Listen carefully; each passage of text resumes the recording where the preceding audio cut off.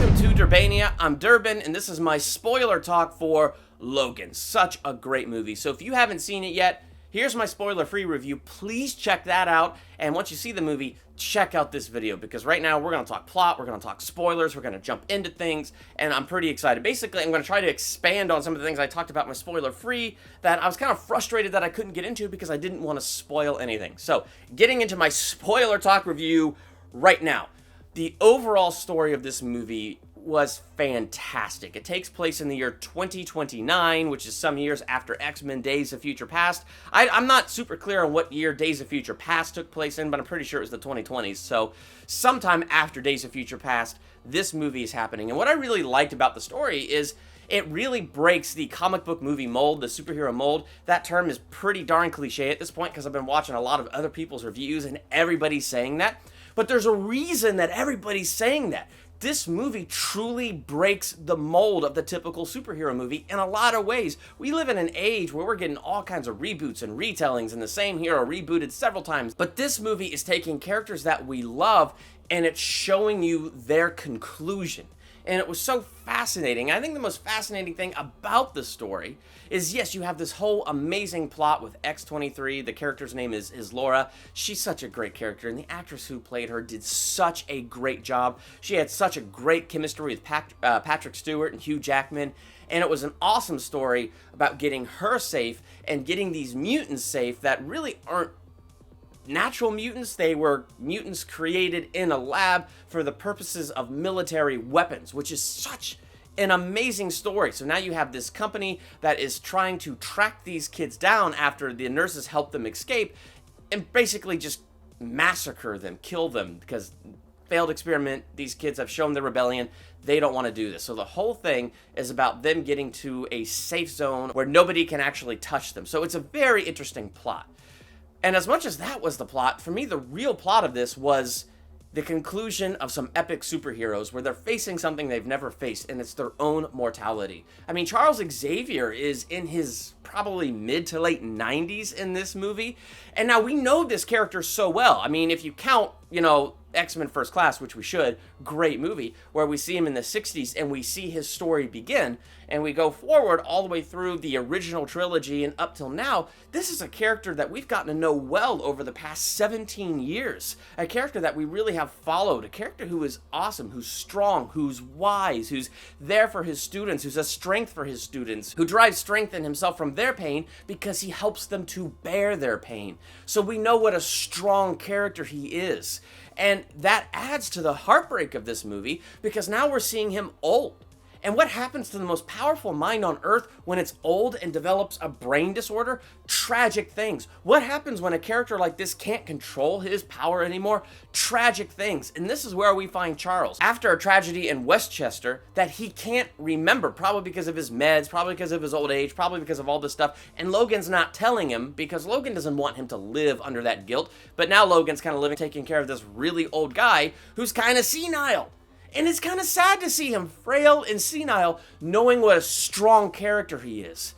But it adds to the just overall layers of the character, and it just had me utterly engrossed. And then you see the spark of the strength that he was. The spark of his former self is still in there. And that spark does come to light throughout this movie and throughout different points, and it just endears you to him. It's the history that you have with Charles, and it's that spark that comes out in this movie that endears you to him, so that as he's going through those senile moments, as he's going through those frail moments, as the brain disorder causes him to lose control of his powers, you just hurt for him and you feel for him. The sequence where the bad guys converge on the hotel room, and Logan isn't there at the time, and you see it in the trailer where everything's kind of shaking and, everybody's frozen as they're coming at him with the guns. It's like the stress of it triggers a seizure. The seizure just releases his power. Everybody in this casino, everybody in this hotel room, they can't move. They're frozen. They're in pain. The bad guys can't move. Amazing sequence as Logan is fighting his way to Charles, kills the bad guys who now can't move. Pretty gory as he's doing that. This movie earned its R rating. And then finally gives Charles the shot of the medicine so that the seizure will stop and the release of that power will stop. And it's a great moment because the good guys are saved in that moment by his release of that power. but dozens, hundreds of innocent people are hurt. They're in pain. They were frozen. I don't think anybody died other than bad guys, so I think that kind of worked out in Charles's favor there. But you hurt for him because it's the first moment where you realize he doesn't have the control over this that he used to have. And he is powerful. So, like, the tragicness of it begins to set in, and it's just so fascinating. Then you have Logan, who now is, for the first time, facing his own mortality. I mean, in the beginning of the movie, he goes to fight these guys trying to steal his limo, and he brings his claws out like the way he does, and then one claw doesn't come all the way out. It just won't do it. And it's a small thing, but it's frustrating. But the small thing is a symptom of the bigger thing. And I think what I picked up from the movie is he's just reached that point in old age now where his healing power is slowed down. And then the moment his healing power is slowed down, the poison of having adamantium in his body and on his skeleton is really, it's poisoning him. Like that very thing that kind of was protecting his skull and all that stuff is now the very thing that's killing him. And so now we're watching Logan, 200 some odd years old, now finally facing his end, and it's just such an interesting thing. And then we bring in this young girl, X-23, and she kind of just disrupts their pattern, disrupts where they're at, and now they have a quest, they have a mission, and they have to find purpose again. Whereas Charles is excited and ignited by the fact that he's found purpose and helping X-23. He's found purpose in the fact that he was able to communicate with her with his mind, and that's how he found her and was talking to her, and how he got her to Logan and all that stuff. Like, Charles was just ignited by the fact that he's finding purpose again. And then you have Logan, who just, 200 years of this man. What purpose is there? And it's that dynamic is so interesting as it plays out in this movie. And I really like that. One of the things I said in my spoiler-free review is this movie did a fantastic job raising great questions. Where's Scott? Where's Jean? Where's Magneto? Where's the X-Men? Where's the school? What? The trailer made it clear there's no mutants. The movie makes it clear there's no mutants. Why are there no mutants? The movie raised these questions. And in raising these questions, there was such intrigue. But the answers were not blatant to me. As I'm watching this, I found that the answers were subtle, and some of them were even vague and open to interpretation. I liked and didn't like that. The thing I didn't like about that is, one of my big questions is what happened at Westchester? What is it that Logan is keeping from Charles? Now, after the big event in the hotel, you find out what it is, because you hear broadcast on the radio that these psychic waves hurt all these people, something similar to this event that happened so many years ago in Westchester that affected 600 people, killed this many, injured this many. Charles Xavier begins to get his memory back, and, you know, he talks in vague terms about how he remembers and he understands why Logan's been treating him the way he's been treating him, and why Logan has been giving him the medicine and the shots to hold his powers back, because he's just remembering that he killed so many people and he hurt so many people because he lost control. That was kind of vague.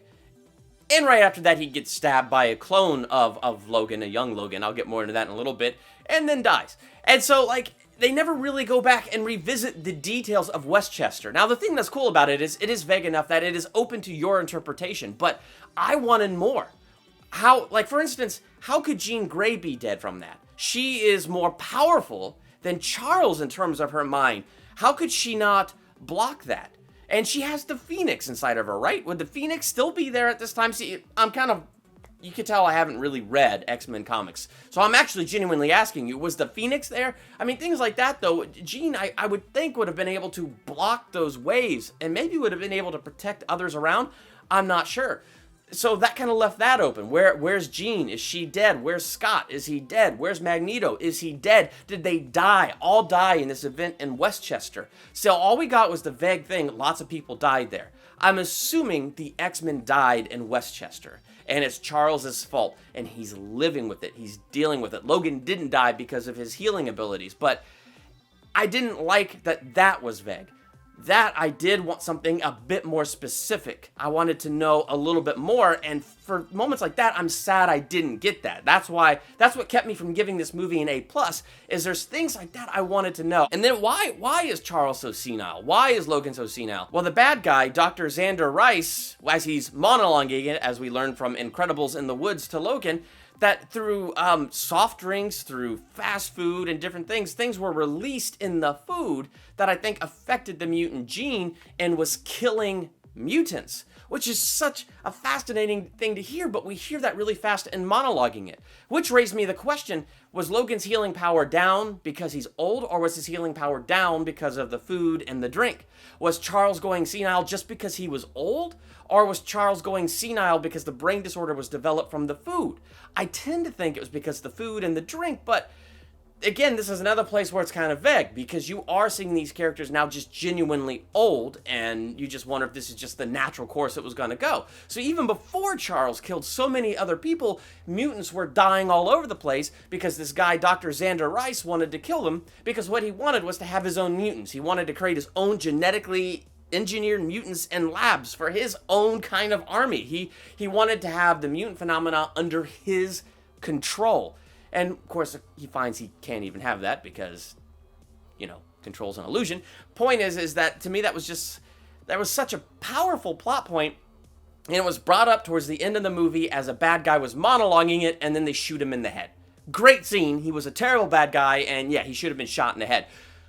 But I wanted more out of that. I wanted to understand, is that what's happening with Logan? Is that what happened with Charles? There are things like that I really wanted to understand.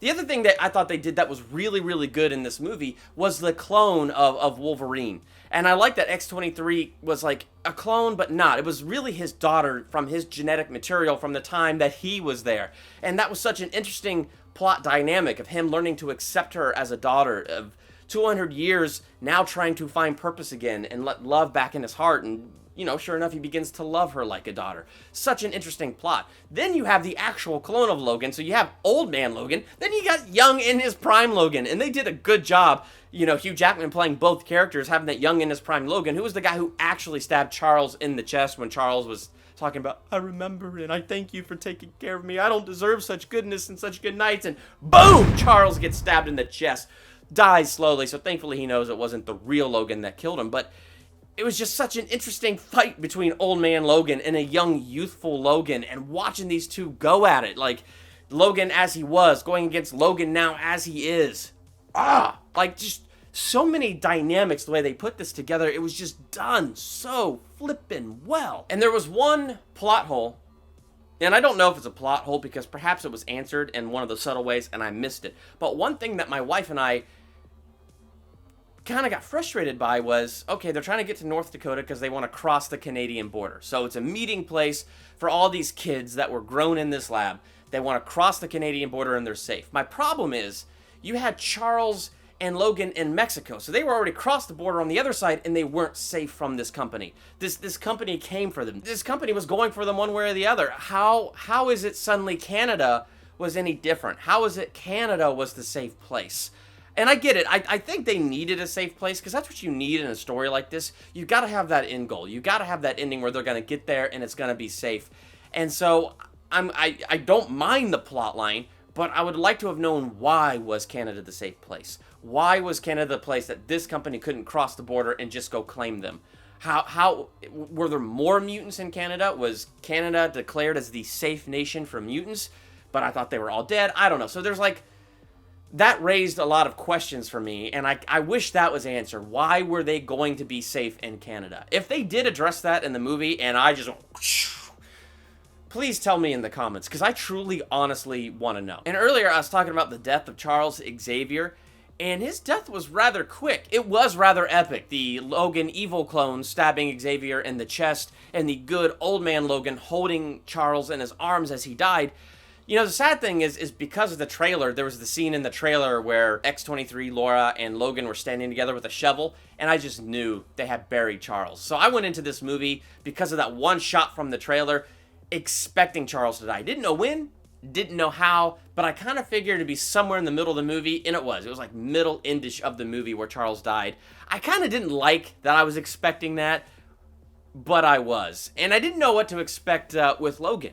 I didn't know if he was going to live and go on or if he was going to die, because like I said, I haven't read the X-Men comics, I haven't read Old Man Logan, and his death was brutal. And he's just laying there with this tree stump impaled through him, and he's not healing fast anymore. Just as you could just, Hugh Jackman gave an amazing performance. Not even just from the words or the lines, but from his expressions and his emotions. You could tell he loved Laura as a daughter.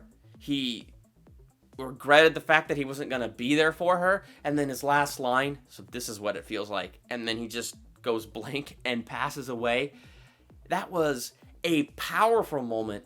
And I think an amazing ending for this awesome character. And then I love the fact that once they, buried him and stuff, they out of some sticks made a cross and put the cross there. And I love that X-23 took the cross and turned it kind of sideways and put it down so it was an X. And just as the camera pans in on that with that ending scene, it was just absolutely epic. Now, I know I spent some time there talking about some of those negatives, some of those questions, but what I want to get across to you is none of that detracted me from the movie. The story made sense to me, even if I still left it with some questions. It had just such a great flow to it. It was an epic ending to this franchise. I know this franchise is not over, but to this cast, to these characters that we followed for so long, it was an amazing ending. I mean, sequences in this movie were so well done, fight scenes so well done, a story so well told. So this movie for sure gets an A from me. I truly enjoyed it, and I do hope to see it again soon, because now having seen it, I hope to go through and catch a lot of those subtle things better than I caught them the first time through. So I don't know. You saw Logan. What were your thoughts on it? Let me know in the comments. While you're there, hit the subscribe button, become a Durbanian. Next to the subscribe button is that bell. Click the bell, be notified the moment I drop a new video. Please like and share this video. And I have lots of other great videos here on the channel. Movie reviews, trailer reactions. Went to New Zealand, got an awesome Durban experiences video up of my wife and I's trip to New Zealand, visiting all the Lord of the Rings sets and things like that. So check out those videos right now. I'm Durban. Thank you for checking out Durbania.